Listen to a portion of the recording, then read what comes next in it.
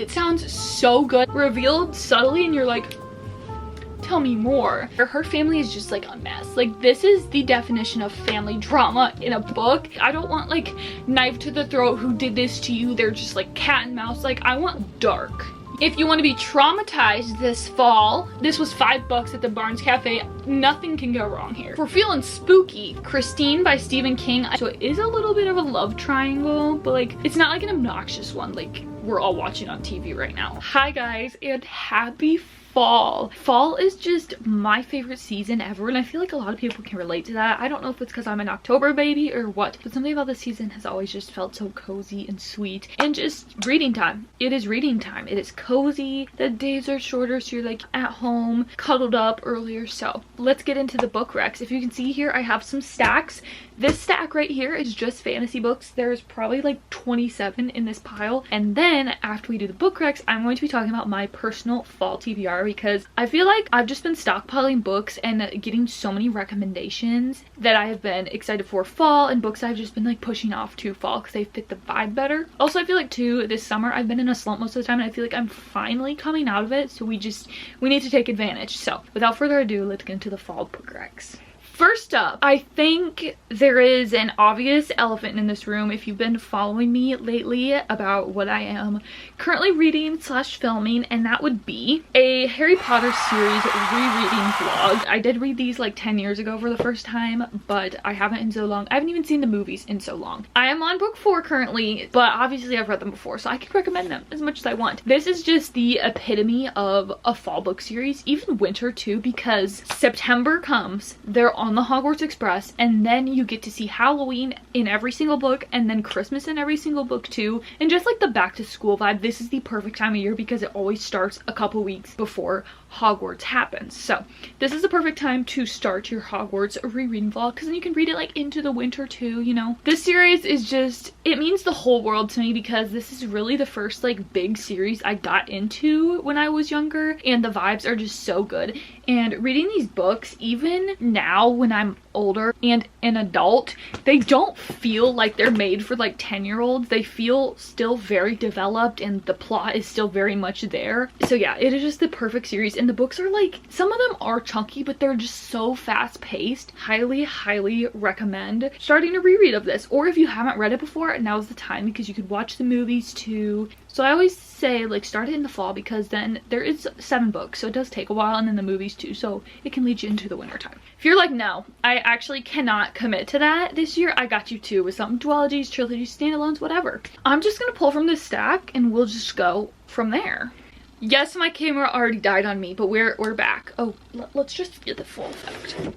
Yep, full effect. The next series is such a good one. This is the Six of Crows duology. It technically comes after Shadow and Bone, and there is also a show for this. I just feel like that's extra perfect. Read the books then watch this show. It's so cozy. So this follows 6 main characters, and each of them comes from a different background. They each have different specialties, different powers, and they all team up to go on this incredibly difficult heist. You just follow them doing this heist, and what I love most about this book is how mastermind coded it is. Like, just the planning that goes into it and everything that they have to do and figure out. It's just like, how are you guys gonna do this? But they figure it out. And also the found family in this is so great because obviously they have to work together to achieve something. I love these characters so much. And then the second book, there is also another heist, and this just gives fall vibes because the town, it's like on the water, but it's very dark and eerie. Like, the way I pictured it was just like fog, dark, eerie vibes, all of that. I don't really remember if this is set in a specific season, but just like the dark kind of gloomy vibes just really give fall, and like kind of spooky a little bit. So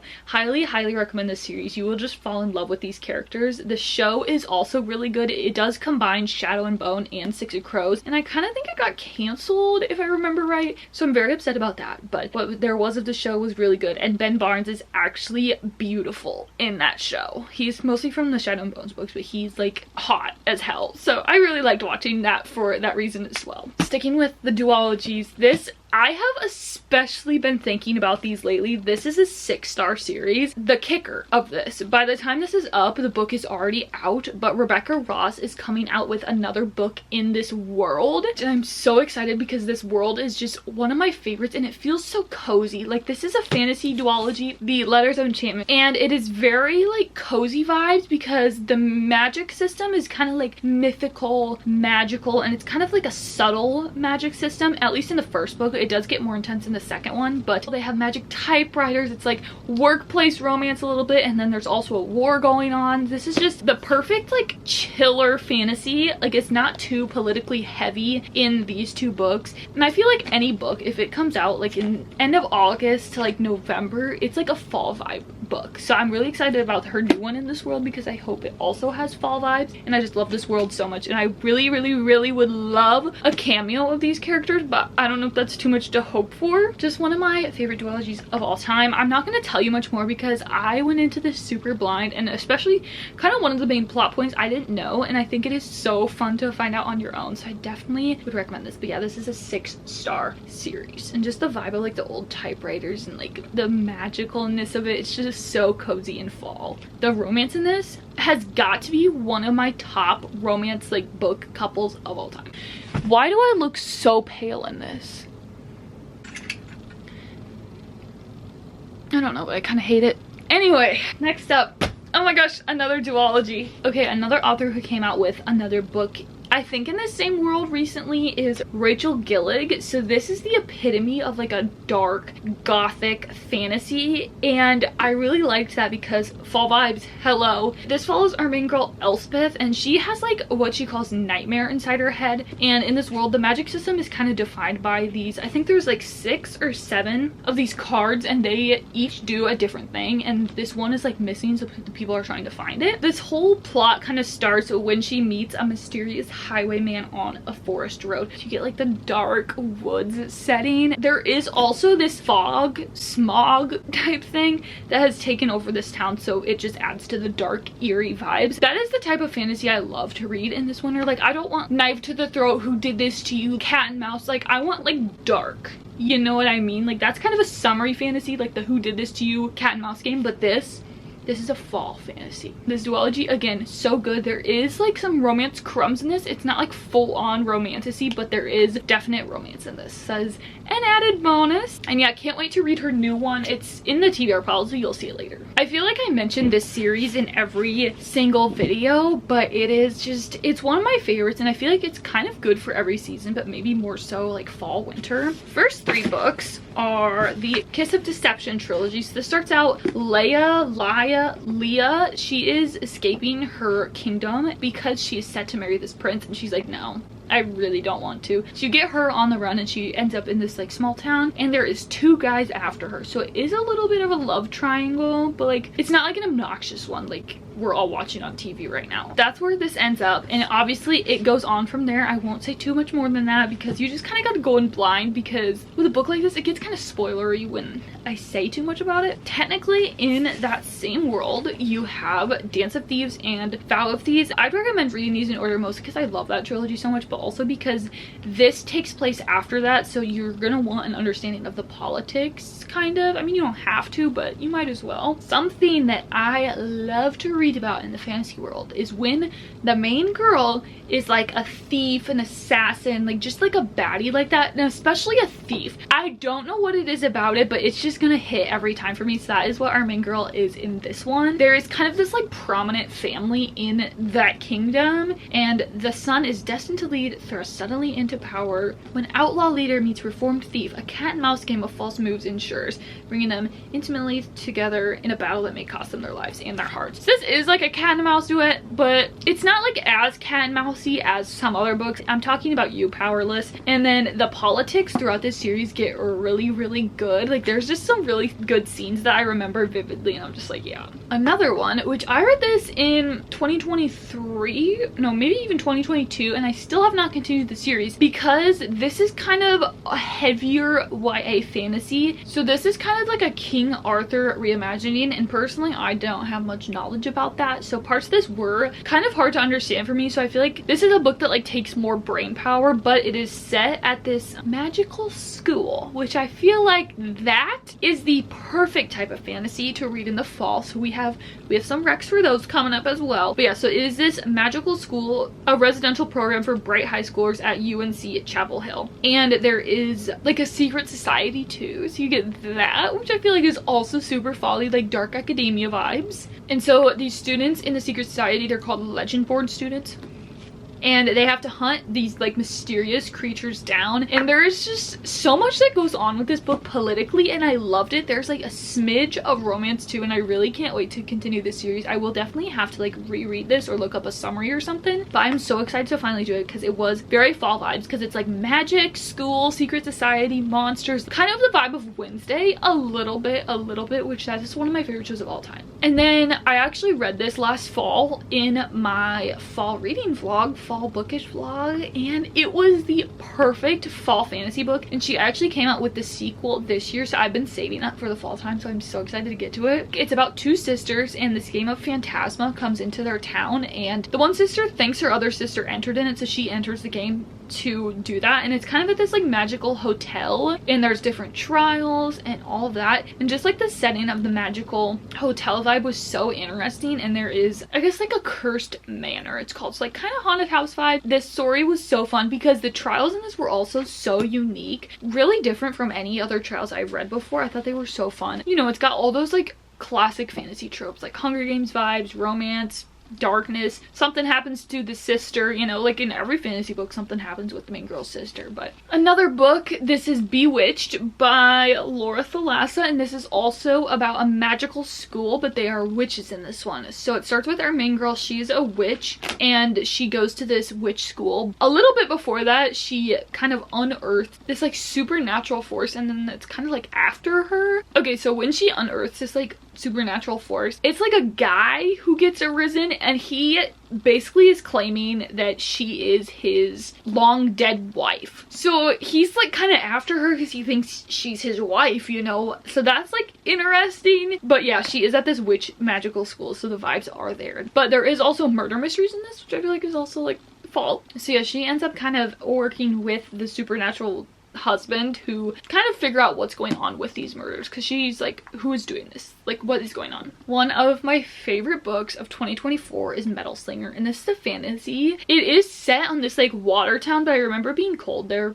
Maybe. This is literally one of the best fantasies I've read in the last 2 years. It was so good. I loved it so much. I always try and predict what's going on and make theories, but I love when I can't do that, and this one was that. Like, I could not think of what was going on. I had no clue. I was so caught off guard. It's like a boat town, like they live on the water, they're not like on land, but then every so often they get the chance to go to the actual land and go to this like super important market, and they go there, and our main girl Bryn is there, and while she's there this guy sees her. Basically they just have like an intense encounter, and it's like he knows her, but like she doesn't know him. She's never been on land before, so you're like, what is going on here? And then he ends up showing up at their boat town, and she's like, this dude is literally obsessed with me. He's stalking me. That's all I'll leave you with, because this book, oh my gosh, I actually loved it so much, and it is on Kindle Unlimited, and I'm so excited for the second one to come out. I need it immediately. Another duology, the Heartless Hunter and Rebel Witch duology.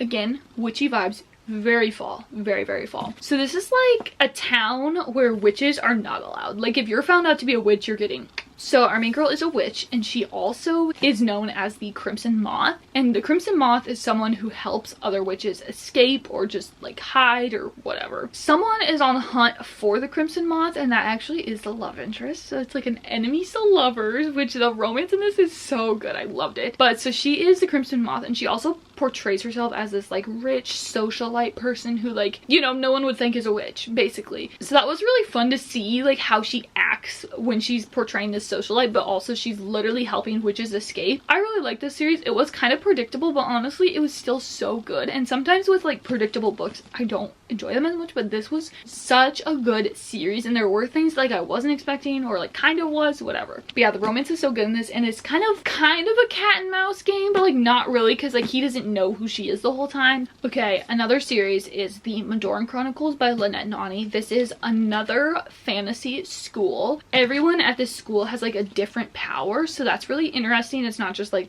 they can all do the same thing. So our main girl gets there after thinking she's like immortal her whole life, but she gets kind of randomly transported into this school. And there is like a dark force after her, and what I really liked about this book is the found family in it. The characters in this are so sweet, and I really like how Lynette and Ani builds onto this world in each book. She does a great job of introducing you to like one part of it in one book, and then the next book it gets more developed, and then at the end everything comes together so beautifully, and just like an intense plot situation happens basically. It is kind of very YA at some points, but I was definitely able to get past that and enjoy the plot because, like I said, I just really liked kind of unlocking a new part of the world during every book. And this is like a longer series, but the books are not that big at all, really. It's not really like similar to Harry Potter, but if you want like that same like school aspect, this kind of has that. Another series that I have loved is the Emperor in the Ashes series by Saba Tahir. So this kind of has one of my favorite tropes. When you have to go undercover somewhere and it's like super dangerous, you may die, you know what I mean? Like it's just super intense. So our main girl, Leia, so her brother is arrested for treason, and in this book Leia gets kind of forced into going undercover in this super intense military school. If she does that, the rebels will basically help her rescue her brother.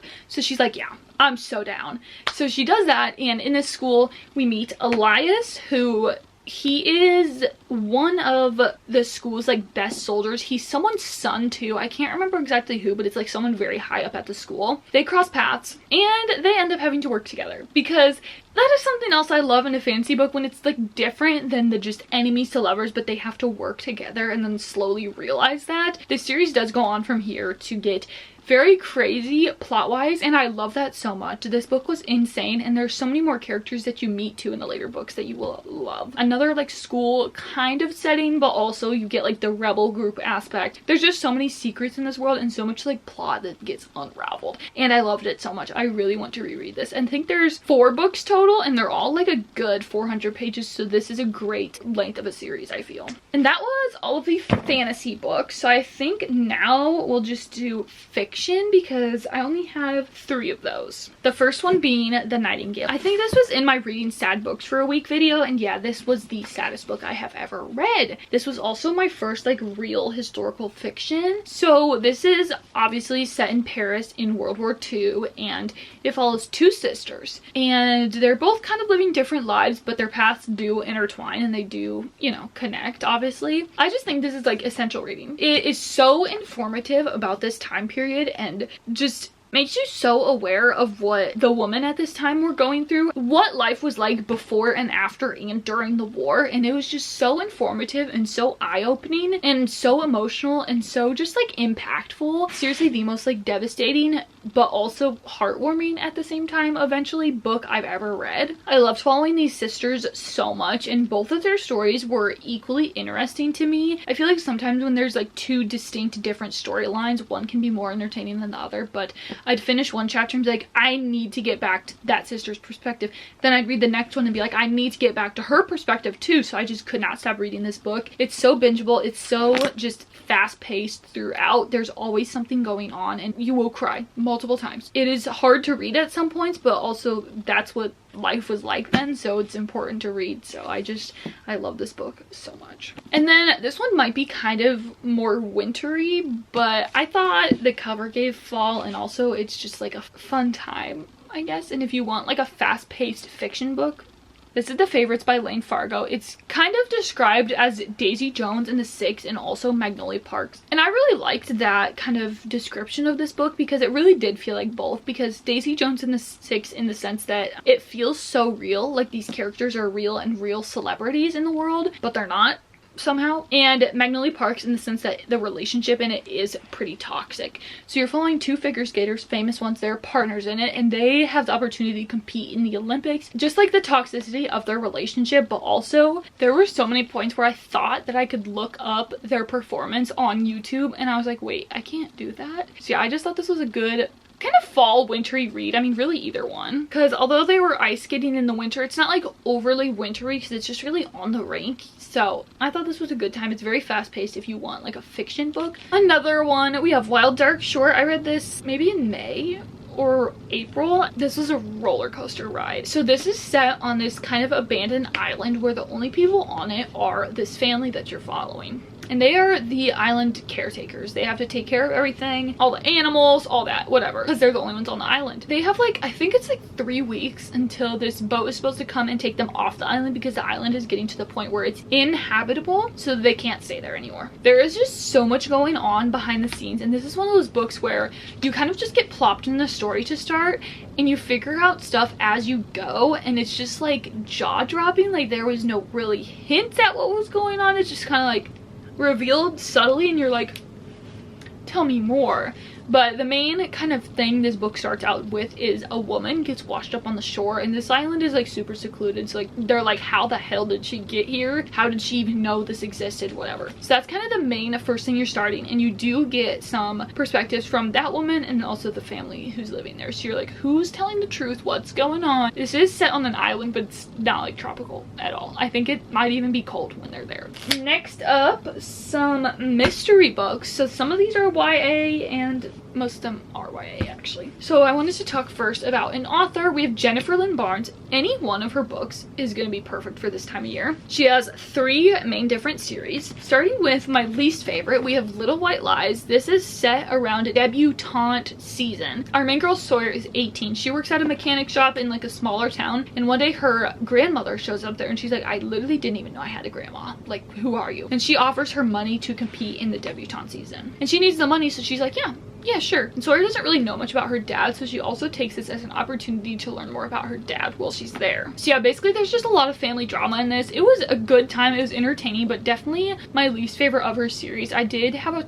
tough time getting through the second one, but I think it's still a fun time if you want something like that vibe, like high society family drama, rich people drama. Probably her most popular is the Inheritance Games, and I think this is like tied for my favorite with the last one I'll be talking about. So this follows our main girl Avery, and one day she's at school just chilling, and she gets called to the office. And so she gets into this office and she is told that this random guy, Tobias Hawthorne, gave her $46 billion. And she's like, I literally don't even know who this is. And then also, he has grandchildren. So like, there's people that you would think the money would go to, but he chose her for some reason. So throughout this whole 3-book series, and there is spin-offs now, which I have not read, but if you like it, you can. Throughout this whole series, you're trying to figure out why he didn't give it to her, and also the dynamic with the grandchildren, because they're like, why didn't he give it to me? Who is this girl, you know? So this was really fun because it's very like puzzle and mystery-y, because this Tobias guy has set up like different like riddles and stuff for them to solve, kind of like that vibe, because it's set in this like mansion. There's like all these secret areas, clues, all that. And then this is her last series, The Naturals. This is about kind of teenage prodigies, and they are selected to be in this FBI cold case program. So they help the FBI solve these cold cases, and each of them has like a special power: profiling, math, good at statistics, all that type of stuff. So they work together in this amazing team.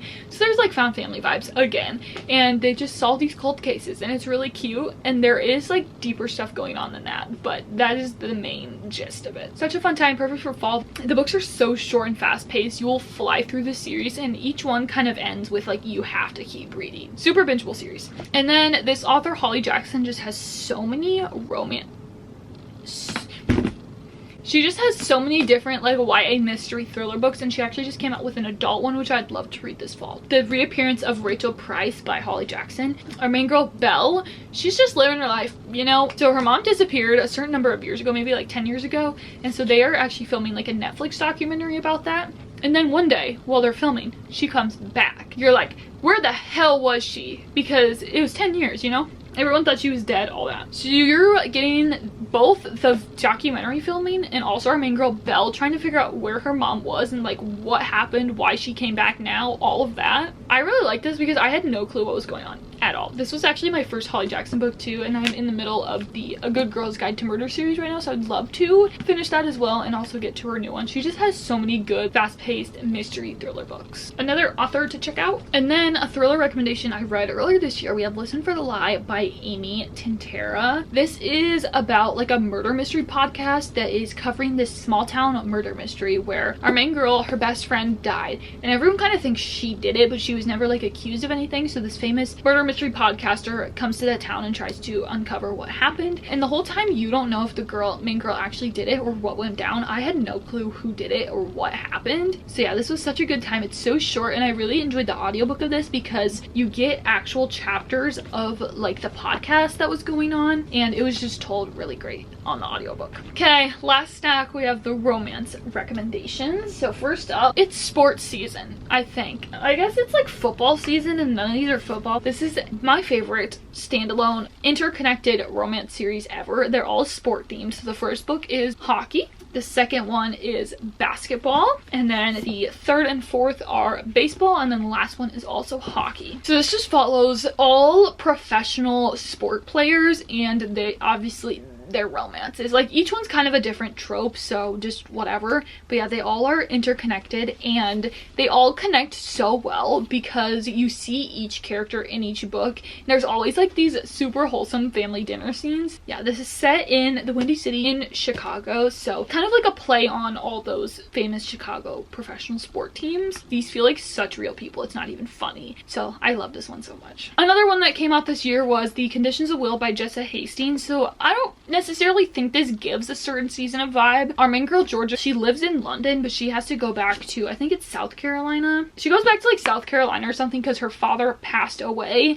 and when she gets there, her family is just like a mess. Like this is the definition of family drama in a book. There is so many secrets in this family, so many people in this family that just suck, like point blank period. They suck, they're mean, whatever. Her brother Oliver also comes back for the reunion, and he is an alcoholic, and so he brings his sponsor with him, Sam Penny. Sam Penny is George's love interest, and there's a drama with that too, and Oliver and all that. This is just the epitome of family drama. It's Jessa Hastings, so the writing is so good, and the characters have so much depth to them and just so much going on behind the scenes. This book is kind of like historical fantasy romance. It's like a lot of genres, which I love. I love a book like this. That's why I love Divine Rivals so much, because it's like this same vibe. Historical fantasy romance, whatever. So this follows four main characters: Hazel, James, Aubrey, and Colette. Really two main romances in this story. It's set throughout World War I and II, and the main kind of story is narrated by the gods and goddesses. So Aphrodite is telling the entire story, but it's not like told in that perspective. You get actual like perspectives from these characters, but she is just telling the story from Mount Olympus. So that's really interesting too, because you follows so many characters and their romance during this time period, but then you also get it years and years later when the gods and gods are discussing it for some reason, and Aphrodite is presenting the story to the other gods and goddesses. So basically it starts out one day when Hazel, she is a classical pianist, and she's like playing, I think, or just at some ball type thing, and she runs into James, and he is supposed to go into the army like super soon, like a couple weeks, and they just like click. Obviously he's going off to war though, so that's really disappointing. I won't get into much more than that because it just follows these couples and what they will do for love, and this is just such a soulmate connection, and like, oh, I just love them so much. Like their connection is just so pure and wholesome and just beautiful. It is absolutely beautiful. With saying that, it is obviously set during wartime, so this book is very also devastating and sad, but it is such a powerful story, and there's so many good like life lessons in this. Please go read this. This was such a 5-star read. I loved it. And then we have Ghosted by J.M. Darhauer. This is a second chance book. So our main girl, she is a single mother raising her daughter, and Hollywood's kind of, think of it as like Marvel, and he's like Superman, but like it's like fiction, so it's not that. He tries to come back into their lives because he is the father of the child, but she hasn't spoken to him in years and years and years. So you're following them. She's like I want my kid to have a father figure or whatever, but like he can't be trusted. And what I really liked about this is you get letters between them from the past, or maybe it was like diary entries. You get her diary entries back in the day when they were dating, and I really like that in a second chance book. It was something different from like just flashbacks that you would typically get in a second chance book, so I really enjoyed that, and I like this series a lot. I really like this world. This was just such a good short time, and him being like a famous superhero is really interesting and added a lot to the story. If you want to be traumatized this fall, here you go. This, I feel like, is such a fall vibe series because it is set during the school time. They're playing rugby, they're playing sports, all that. This is just the heaviest series ever. So much goes on in this world and it is absolutely heartbreaking to read, but these characters you fall so deeply in love with. So this follows a couple different couples throughout the series, but books 1 and 2 follow Johnny and Shannon. Shannon is just like a little petite girly pop going to school at Tobin College for the first time, and Johnny Kavanagh is like the star rugby player. He's like scouted, he's just like gonna play for the big dogs, whatever. One day something happens with them and they kind of cross paths, and then their lives just become intertwined. It's so much more than that though, because both of these characters have so much going on behind the scenes, which I won't get into, but especially Shannon. Just look up trigger warnings for this entire series because there is so much that goes on. But yeah, I really think this is a good fall book because the setting just feels kind of like cozy. It's set in Cork, Ireland, I think. Mostly it is set at school too, so it gets that school fall vibe. If you want just a classic fun fall romance, we have The 7-Year Slip. This is like a magical realism book, so there is a magical apartment in this, which is so fun. So our main girl, Clementine, she lives in her late aunt's apartment, and this apartment is magical. Sometimes when she walks in, she's transported 7 years in the past and there's a guy there, but sometimes she's in the present and she's like, who is this guy? How do I meet him in real life? Because she's set 7 years later and she doesn't know how to meet him, whatever. So this is just a really fun story because I love the magical element of this. It just makes the story so much more interesting. So yeah, I just thought this was the perfect fall book. I mean, look at the cover, it's perfect, and just like the subtle hints of magic made it so much better. And I actually finished this book the other day, but so we have the Boys and Monsters series by Mia Sheridan. This one is more wintry, the first one, but this one literally, like, that is fall in a book. The first book starts with our main girl, Hyper. She is a local, like, wilderness guide, and there are murders in this small town. And the main suspect is named Lucas, and he has lived in the woods on his own since he was a child, basically. And you are getting perspectives of him doing that, and it is very hard to read at some points. This whole series, really, it is very, there's a lot more going on than just, like, the romance, whatever. It's really kind of a 50-50 split between plot and romance, which is interesting, and I was definitely more invested in the plot. But yeah, there's just so much going on in this town, and it starts with a murder mystery, and what ends up becoming of it, absolutely crazy. I gave this book 5 stars, but this one I don't really have a rating for, but it's definitely not a 5-star, but I did still enjoy it, and the plot in this one does get very intense as well. And then the last recommendation I have is one I also read this year already. It wasn't a favorite of mine, but I think it could be a favorite for somebody. So this is set in this like magical witch world. It's set to be compared to Gilmore Girls, which personally it wasn't too much like that for me, but I still really enjoyed it and can definitely see the similarities. Our main girl, Sadie, she kind of has lived her whole life knowing that she has this curse about 4 heartbreaks she'll have and that her magic will eventually disappear once that 4th one happens. So she lives with her grandma and they're both witches. Basically, this one guy, Jake, he returns to town after I think it's like 10 years, and they had a relationship back then, and now they're trying to see like what's going on now, if she wants to get back with him, but obviously there's tension there, as there is in every Second Chance book. So yeah, there's just a ton of family drama in this book and just family stuff going on. It's definitely more family centered. The romance is like crumbs, like actual crumbs, but I really enjoyed the family centeredness of it because I feel like if it was just romance I wouldn't have been as interested. They're witches, especially with like cooking, baking, gardening, all of that. I thought that was really interesting, and actually at the end of every single chapter you get a full-on recipe, which the chapters are like an hour long each, so keep that in mind. Yeah, this was a great time, a good fall quick read. And now for my fall TBR. The first book being A Flicker in the Dark by Stacey Wilham.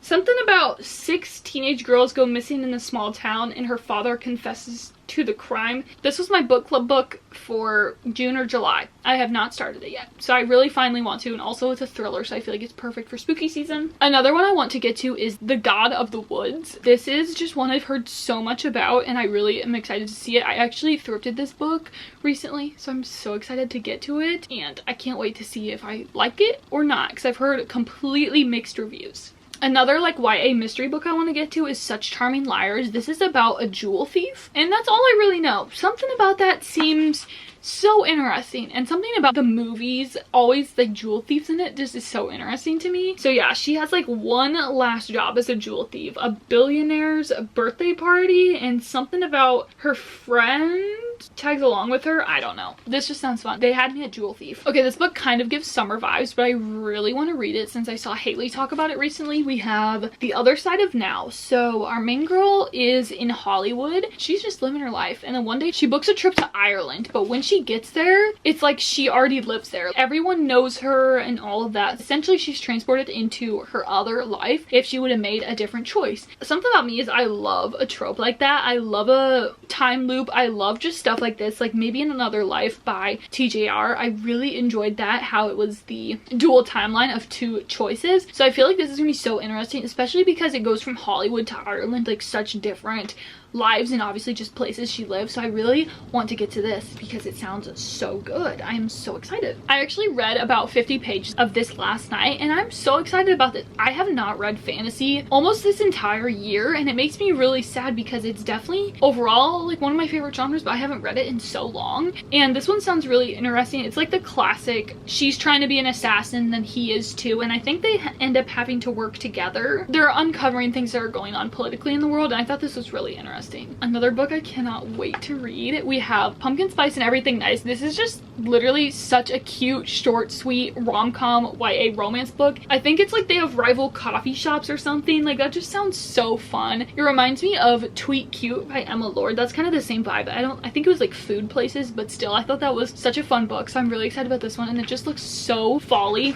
The font and the spacing is huge. I'm so excited. This was $5 at the Barnes Cafe. Nothing can go wrong here. I would love to finally get to this and finish Ashley Poston's backlist because I've read everything except for this one and her new book. So I'd love to completely catch up on her books because I have been like 50-50 about all of her books. I loved The 7-Year Slip, as we just talked about. I did not like A Novel Love Story at all, but I'm really excited about this one because obviously it's very fall vibes. I mean, she's literally like in love with a ghost or something. So yeah, this is really interesting. And then her new one, I also want to see if I enjoy or not. So really just putting her to the test, and I feel like this one will be a great place for that because this is her first book and I enjoyed The 7-Year Slip, her second book. So I'm wondering if I like her older stuff better. But yeah, this is just one I've been wanting to read for the last like 3 falls and I haven't, so maybe this year will finally be the year. I also want to get to Wayward by Amelia Hart. This cover is just insane. I think this is just like witchy vibes and that screams fall. Also, she just came out with another book, The Sirens I think it's called, this year, so I would love to read both of those. So this is following 3 timelines, and that is something I always love when we're getting multiple timelines from years and years and years apart and they combine somehow. I love it. So the first one is 2019. Kate, our main girl, is fleeing London for Wayward Cottage, inherited by her great aunt that she barely remembers. Then another timeline is 1619. Alpha is waiting trial for the murder of a local farmer who was stampeded to death by his...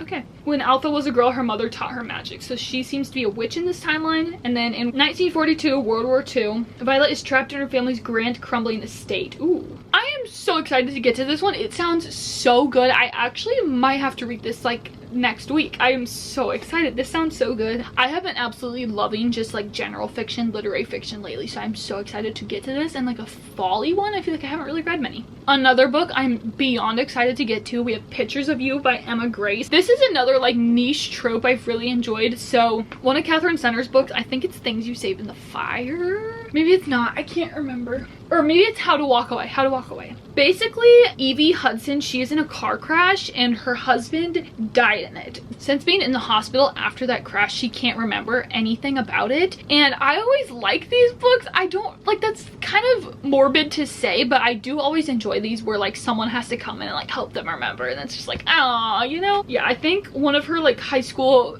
friends comes in and tries to help her remember this, so I'm so excited about this. Another book that I've had and been meaning to read for the fall, we have The Wishing Game. This book just seems so short and wholesome. I think it's just like something about like a wholesome, maybe it's a magical island or something. Oh yeah, this famous author announces he's writing a new book and he holds a contest on his island, and she is one to enter the contest, go to this island. Magical realism type vibe book, and it seems like it's like just under 300 pages or something. Yeah, 275 pages. Like, why haven't I read this yet? I don't know. If we're feeling spooky, Christine by Stephen King. I think this is one of his older books. I'm so so excited about it. It sounds so good. I have never read anything else by him except for Billy Summers, and I loved that book. So I'm so excited to get into more, and let me know if you think this is like a good starting place for his book, because obviously he has so many different books. I want to do it justice because he's such an established author. I feel like this is a good place to start. I don't know, but it sounds so good. I don't really know much of what it's about other than there is this old car. This is the story of a lover's triangle. It was bad from the start and it got worse in a hurry. But yeah, something about this car, and it has like a murderous background. I'm so excited. This is making me so excited for all these books, and as someone who's been in like a months-long slump, this is so fun. This book is just so heavy for some reason. I was just like, ooh. So yeah, this is another book by Rachel Gillig. I am so excited for this one. I've heard incredible reviews about it. I really don't know what it's about, and I'm gonna go in blind, I think. I finally have found Mistborn at a Half Price Books. I have been looking for this at Half Price Books for years. I'm so excited to finally have this book, and I'm so excited to start this because I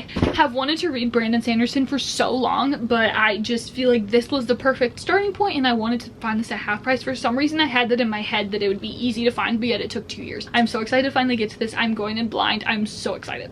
Another half price find, that same one, The Four Winds by Kristen Hanna. I really have no clue what this is about, and I'm gonna go in blind because that's what I did with The Nightingale, and it is, if not my favorite book of all time. So I'm so excited to get to this. I love Kristen Hanna's writing. If I could finally read the Truly Devious series, that would be great. I've had this since 2022 and have not read it. I really also want to get to The Grace Year. It's just like a dystopian kind of like weird. The girls have to like go out into the woods, unleash their magic, and I just think it sounds so interesting, and like I need to know what happens in the woods. I actually bought this last fall in my doing fall stuff bookish video, and I'm so excited about it. It kind of gave me the same impression that Phantasma does, like a magical hotel vibe, and I'm really excited about that because I love Phantasma, and that book really put me in the fall spirit. I think this was like a Barnes book pick back in October last year, so I'm excited to get to this one. If I'm feeling rom-com-y, this sounds so fun, and I love this cover, how it's like old cartoony vibe. I thought this sounded so fun, and just, you know, it says, yeah. The Only Purple House on the Street. I really keep trying to force myself into liking these like witchy books, but I don't know if I do. So this is kind of another test. I think she just inherits this house from her great aunt and tries to turn it into a B&B. Oh, and fails. I don't know. I'm excited though. Lastly, another like YA kind of mystery series. I think they're like ballerinas in this or something. I saw Rachel Catherine read this, and it looks like it's set at an elite ballet school. So I'm excited about this. I think there's some mystery in it. Well guys, my throat officially hurts from talking so much, so I think that is my sign to stop talking and get out of here and read some of these books. So, and let me know if you've read any of these and what is on your fall TBR. I would love some like more strictly fall books because I feel like some of these are just like fall adjacent, you know? I will see you guys next time for some more fall content, hopefully. Peace.